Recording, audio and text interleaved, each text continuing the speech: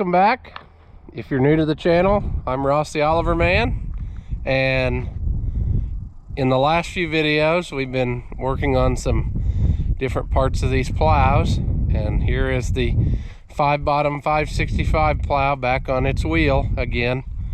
So now we're down to basically on this one working on the front bottom here, which is missing the moldboard, and I've got this stuff right here to replace, and we need to get coulter straightened out on this one.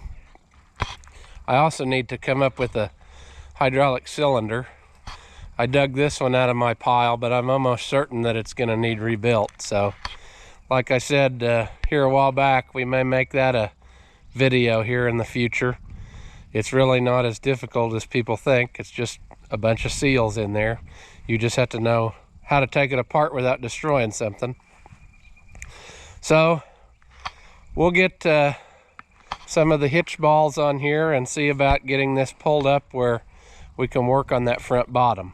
So if you remember originally on these 3-point links, there was not just a hitch ball, but there's actually a guide that goes on in order to keep the arms straight while you're hooking up, and it kind of guides them right where they need to be. And I can show you that real quick.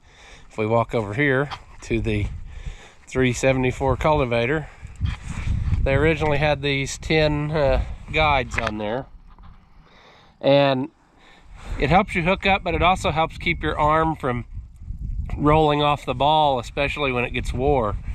So what is the solution? Because as far as I know, nobody makes those reproduction.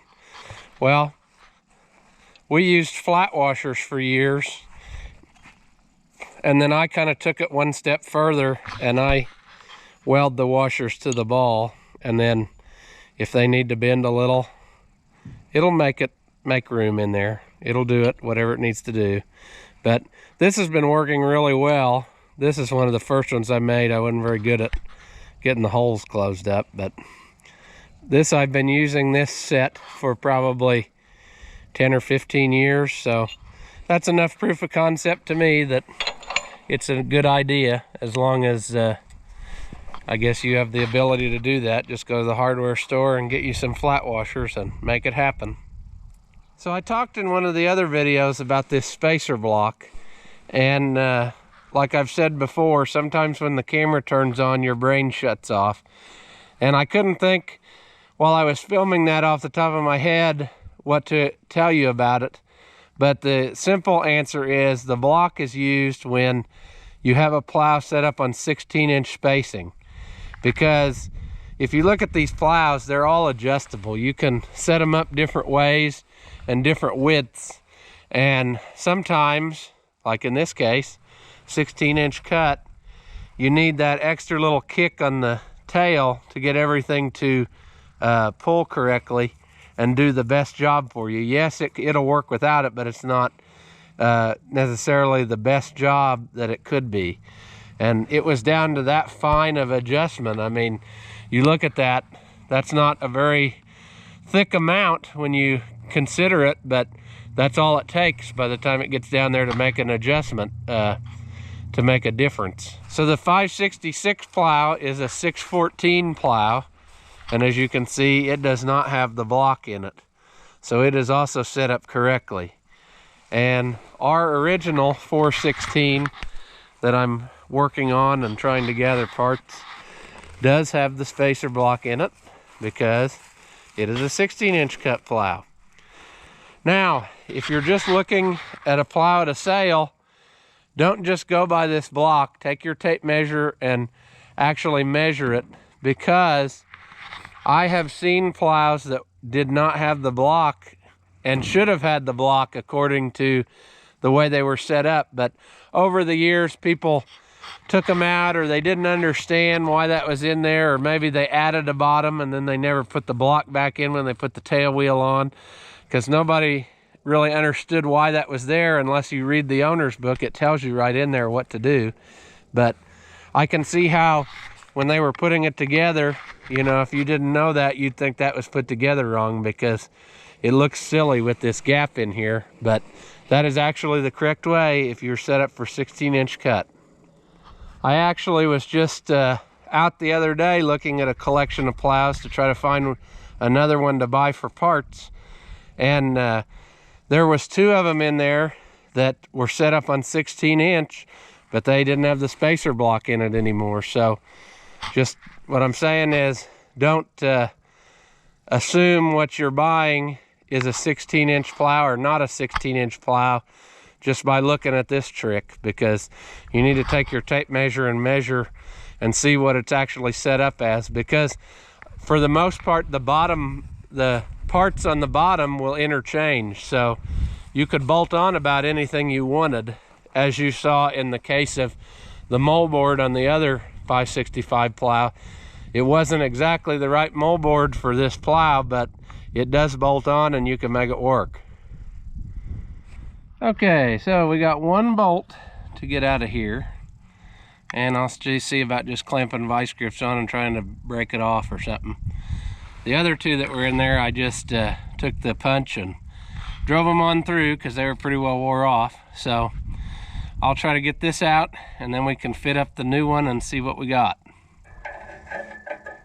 Come on.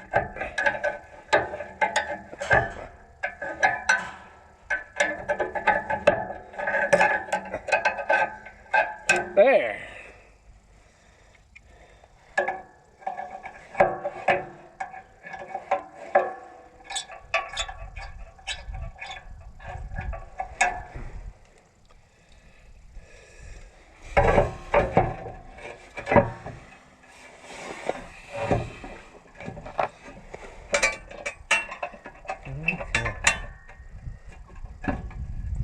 Well, that's not fitting at all right.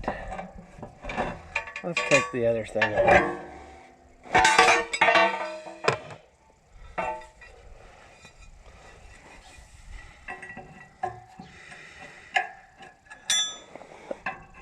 Okay.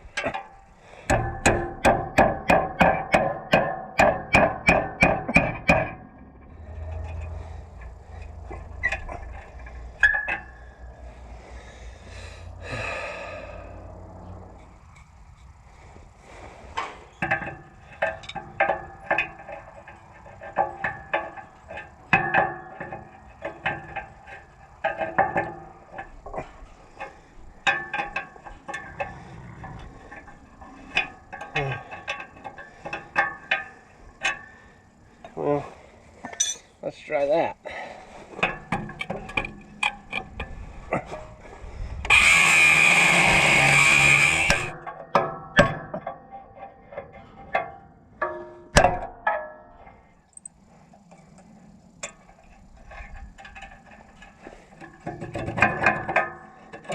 Oh, what a pain in the... Okay, so here we are back again. And we're going to put the moldboard on, and then we're going to put the rest of it back together. And I think, hopefully, if I measured right, this will be the correct stuff we need.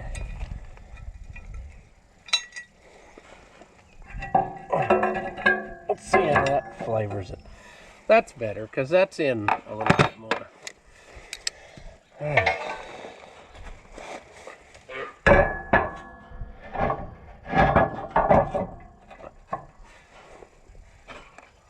That's looking more betterer. Now, as long as my bolts are the right length. Kind of makes me nervous, I don't know. Probably would be the right length if I... There we go. If everything wasn't tweaked.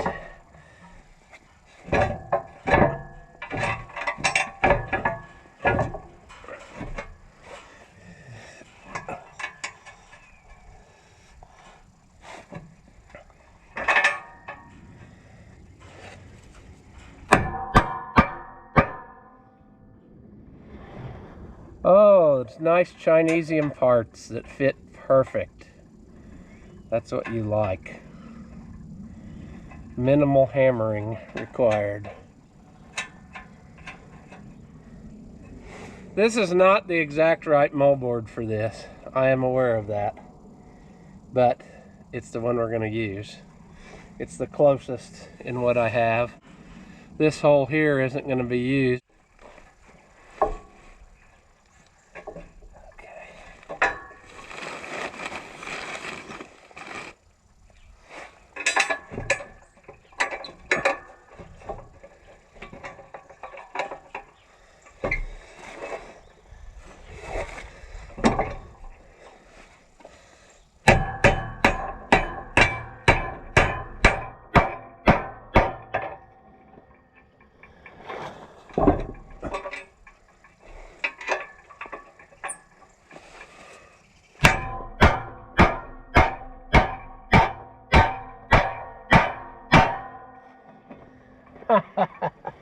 I'm a blacksmith.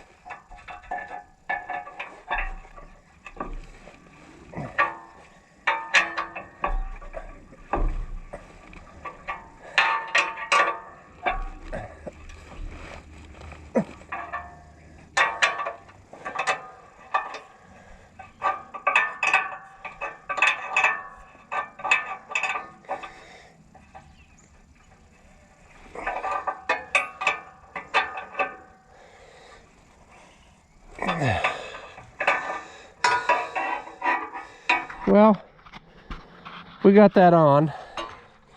It didn't go quite as smoothly as I would have hoped, but I'm not going to call it a fail. I guess I'll call it a half win.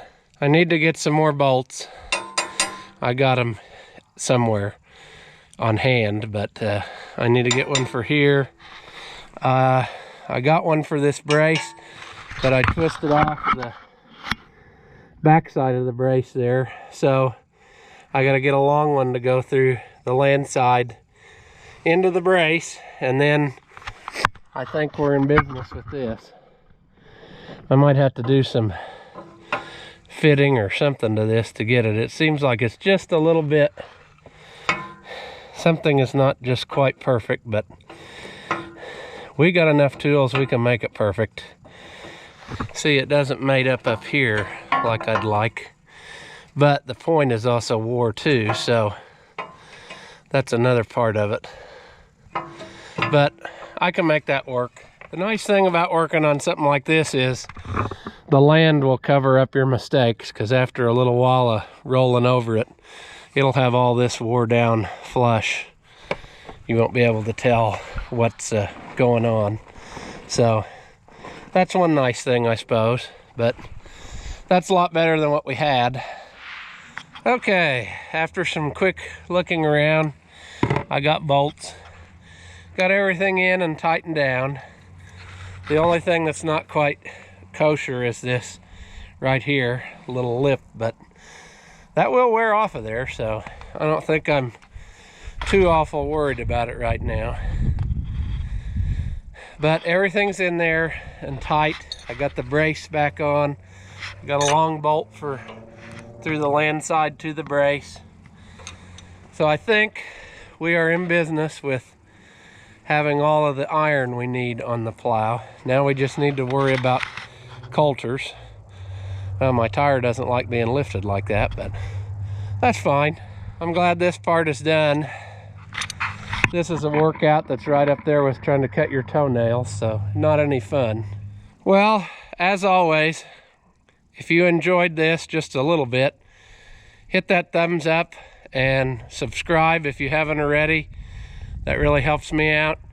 And then you will be sure not to miss anything that I come up with. And thank you again for watching, and I'll see you in the next one.